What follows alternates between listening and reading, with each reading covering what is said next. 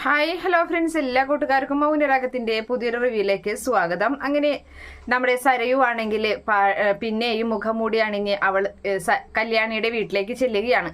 അങ്ങനെ കല്യാണിയോട് വലിയ സ്നേഹത്തോടു കൂടി സംസാരിച്ചിട്ട് അപ്പോൾ കല്യാണിയാണെങ്കിൽ അത് വിശ്വസിക്കുകയും ചെയ്യുകയാണ് അവളുടെ ഒരു മാറ്റം കണ്ടിട്ട്. അപ്പോൾ മനോഹറിനെ പറ്റി പറയുന്നുണ്ട്. അറിഞ്ഞില്ലേ കാര്യങ്ങളൊക്കെ എന്ന് ചോദിക്കുകയാണ് കല്യാണി. അപ്പോൾ ആ സമയം അറിഞ്ഞു, കാര്യങ്ങളൊക്കെ ഞാൻ അറിഞ്ഞു എന്ന് പറയുമ്പോൾ മനോഹറിന് ഇപ്പം നല്ല മാറ്റമുണ്ട്, ഞങ്ങൾ വെറുതെ പറയുന്നതല്ല, മാറ്റമുള്ളത് കൊണ്ടാണല്ലോ മനോഹർ ഇപ്പം ഇങ്ങനെ ഒക്കെ ചെയ്യുന്നത് എന്നിങ്ങനെ പറയുകയാണ്. അപ്പോൾ നിങ്ങൾ എന്ത് പറഞ്ഞാലും അതിപ്പോൾ ഞാൻ അംഗീകരിക്കും എന്ന് പറയുന്നുണ്ട്. എന്തായാലും നീ മനോഹറിന്റെ ഒപ്പം ഒരു ജീവിതം ജീവിക്കണ്ട, പക്ഷേ അവന്റെ ഏറ്റവും വലിയ ആഗ്രഹം എന്ന് പറയുന്നത് അവന്റെ കുഞ്ഞിനെ അവന് കാണണമെന്നുള്ളതാണ്. അത് നീ ഒന്ന് സാധിച്ചു കൊടുക്കണം എന്ന് പറയുകയാണ്. അപ്പോൾ നമുക്ക് ആലോചിക്കാമെന്ന് പറയുന്നുണ്ട്.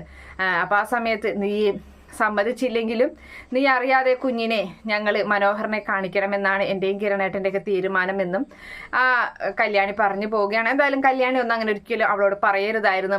അവളുടെ വാക്കുകൾ, അവളുടെ ആ ഒരു കപടമുഖം, പുഞ്ചിരിയോടുകൂടി വന്ന ഒരു മുഖം കണ്ടിട്ടാണ് കല്യാണി അങ്ങനെയൊക്കെ പറഞ്ഞത്. അങ്ങനെ ആ സമയത്ത് സരയും മനസ്സിൽ കരുതുന്നുണ്ട്, എന്തായാലും ഇതിനുള്ള മറുപടി ഇവർക്ക് എന്തായാലും ഞാൻ കൊടുക്കുമെന്ന് തന്നെയാണ് കരുതുന്നത്. അങ്ങനെ മനോഹരമായിട്ട് നീ ഒരു ജീവിതം തുടർന്ന് പോവുകയാണെങ്കിൽ നിനക്ക് സുന്ദരമായ ജീവിതം തന്നെയായിരിക്കും കിട്ടാൻ പോകുന്നത്, നീ ആഗ്രഹിച്ച ജീവിതം തന്നെയായിരിക്കും കിട്ടാൻ പോകുന്നത് എന്നൊക്കെ കല്യാണി പറയുന്നുണ്ട്. അപ്പോൾ ആ സമയത്ത് സരയും മനസ്സിൽ വിചാരിക്കുന്നു, ഞാൻ ആഗ്രഹിച്ച ജീവിതം എന്ന് പറയുന്നത് എൻ്റെ മുറച്ചെറുക്കനുമായിട്ടുള്ള ജീവിതമാണടി, അതിന് നീ ഇല്ലാതാകണം എന്നൊക്കെ മനസ്സിൽ കരുതിയിട്ട് എന്നാൽ ശരി എന്നും പറഞ്ഞ് പുഞ്ചിരിയോടു കൂടി അവിടെ നിന്നും നമ്മുടെ സരയു പോവുകയാണ്. കല്യാണിക്ക് ഒരുപാട് സന്തോഷം. കല്യാണി സരയിന് ഇത്ര പെട്ടെന്ന് ഇങ്ങനെ ഒരു മാറ്റം ഉണ്ടാകുന്ന ഒട്ടും പ്രതീക്ഷിക്കാതെ അങ്ങനെ ഇരിക്കുകയാണ്. എന്തായാലും ആ വീട്ടിൽ തന്നെയാണല്ലോ നമ്മുടെ കാർത്തികയും അതുപോലെ തന്നെ ലക്ഷ്മി അമ്മയും ഉണ്ട്. അപ്പോൾ അവരുടെ അരികിലേക്ക് സരയി വരുന്ന സമയത്ത് അവരും പറയുന്നുണ്ട്, എന്തായാലും മനോഹറിന് ഒരുപാട് മാറ്റങ്ങളുണ്ട്. മനോഹർ എന്ന് പറയുന്നവന് ഏറ്റവും കൂടുതൽ ആഗ്രഹിക്കുന്നത് അവൻ്റെ കുഞ്ഞിനെ കാണണമെന്നാണ്, അത് സാധിച്ചു കൊടുക്കുക തന്നെ വേണം എന്നിങ്ങനെ കാർത്തിക പറയുമ്പോഴും ശരി, അത് ശരിയാണ്, അവൻ്റെ കുഞ്ഞിനെ കാണണമെന്നുള്ളതാണ്. എന്തായാലും അത് നിങ്ങളൊക്കെ ആഗ്രഹിക്കുന്ന പോലെ തന്നെ ഞാൻ നടത്തി കൊടുത്തോളാം, അത് അങ്ങനെ ആവട്ടെ എന്ന് പറയുന്നുണ്ട്. എന്തായാലും അവൻ ഇനി ഒരുപാട് നാള് ജയിലിൽ കിടക്കേണ്ടി വരും. ഇപ്പോൾ ഉള്ളതിനേക്കാൾ ഒരു 10 വർഷമെങ്കിലും കൂടുതൽ കിടക്കേണ്ടി വരും. അങ്ങനെയാകുമ്പോൾ ഒരുപാട് നാൾ കഴിഞ്ഞിട്ട് ഇനി അവൻ എന്തായാലും ജയിലിൽ നിന്ന് പുറത്തിറങ്ങുകയുള്ളൂ.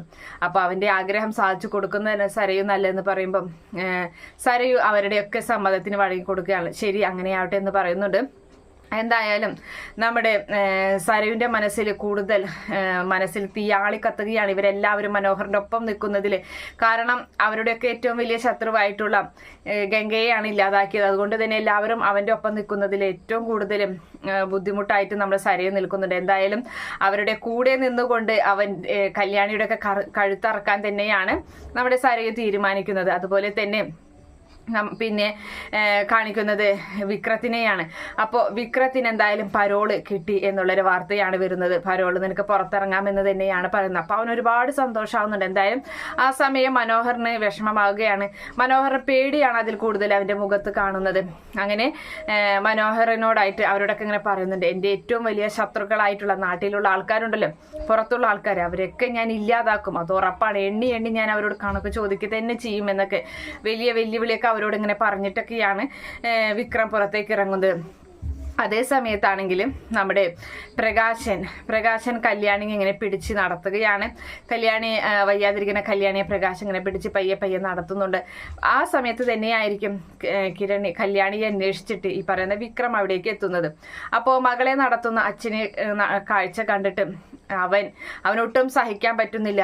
നിങ്ങളിപ്പോൾ മകളുടെ വാലും പിടിച്ച് നടന്നോ, കുറെ കാലം എൻ്റെ കൂടെയല്ലായിരുന്നത്, എൻ്റെ ചെലവിലല്ലേ ജീവിച്ചിരുന്നത് എന്നൊക്കെ പറഞ്ഞ് അങ്ങനെ ഒരുപാട് ഇങ്ങനെ വഴക്ക് പറയുന്നുണ്ട് നമ്മുടെ വിക്രം. പറയാണ്, നീ എന്തിനാണ് ഇങ്ങോട്ട് വന്നത്, നീ എപ്പോഴാടാ ജയിലിൽ നിന്ന് പുറത്തിറങ്ങിയത്, മര്യാദയ്ക്കാണെങ്കിൽ മര്യാദയ്ക്ക്, അല്ലെങ്കിൽ എൻ്റെ പെൺമക്കളെ ആണിപ്പോൾ എൻ്റെ സംരക്ഷണം, അവരുടെ ചിലവിലാണ് ഞാനിപ്പോൾ ജീവിക്കുന്നത്, അവരെന്നോട് ഒരിക്കൽ പോലും ഒരു കണക്കോ ഭക്ഷണം കഴിക്കുന്നതിൻ്റെ കണക്കോ ഒന്നും അവരെന്നെ പറഞ്ഞിട്ടുമില്ല, അവരെന്നെ അറിയിച്ചിട്ടുമില്ല. എനിക്ക് എന്ത് രോഗം വന്നു കഴിഞ്ഞാലും എൻ്റെ എല്ലാ രോഗത്തിൽ നിന്നും എന്നെ മോചിപ്പിച്ചു കൊണ്ടുവന്ന എൻ്റെ കല്യാണി മോളാണ്. പക്ഷെ നിന്റെ കൂടെ കഴിഞ്ഞ സമയം എനിക്ക് നല്ല ഓർമ്മയുണ്ടടാ.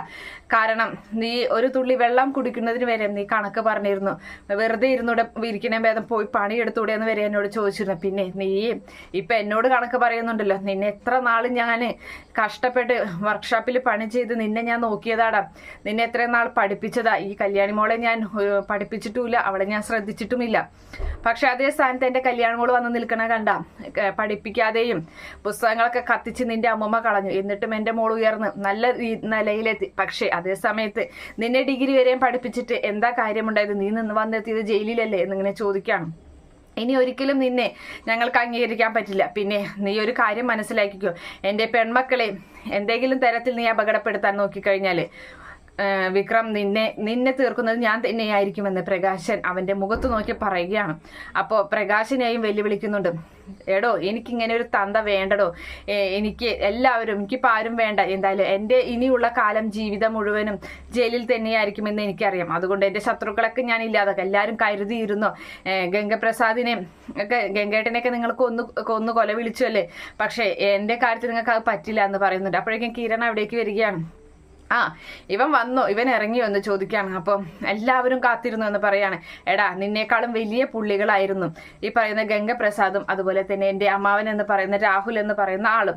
അവരെയൊക്കെ എനിക്ക് നിഷ്പ്രയാസം ഇല്ലാതാക്കാൻ പറ്റിയെങ്കിൽ നിന്നെ അതിലും നിഷ്പ്രയാസം ഇല്ലാതാക്കാൻ പറ്റും. നീയേ എനിക്കൊരു പുഴു മാത്രമാണ്, എനിക്കൊരു എരയേ അല്ല എന്നിങ്ങനെ പറയുന്നുണ്ട്.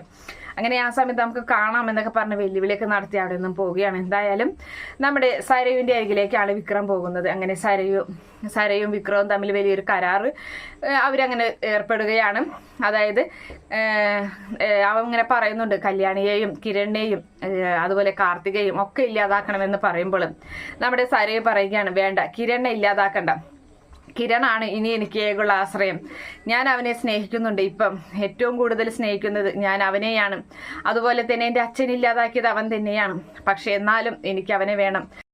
സരയു വിക്രത്തിനോട് പറയുന്നുണ്ട്, ഇപ്പം എന്തായാലും പുറത്തിറങ്ങിയല്ലോ, നീ എന്തായാലും കാണിക്കേണ്ടത് ആ കല്യാണിയെ ഇല്ലാതാക്കുകയാണ്. കാരണം കല്യാണിയാണ് എൻ്റെയും നിന്റെയും ഒക്കെ ശത്രു.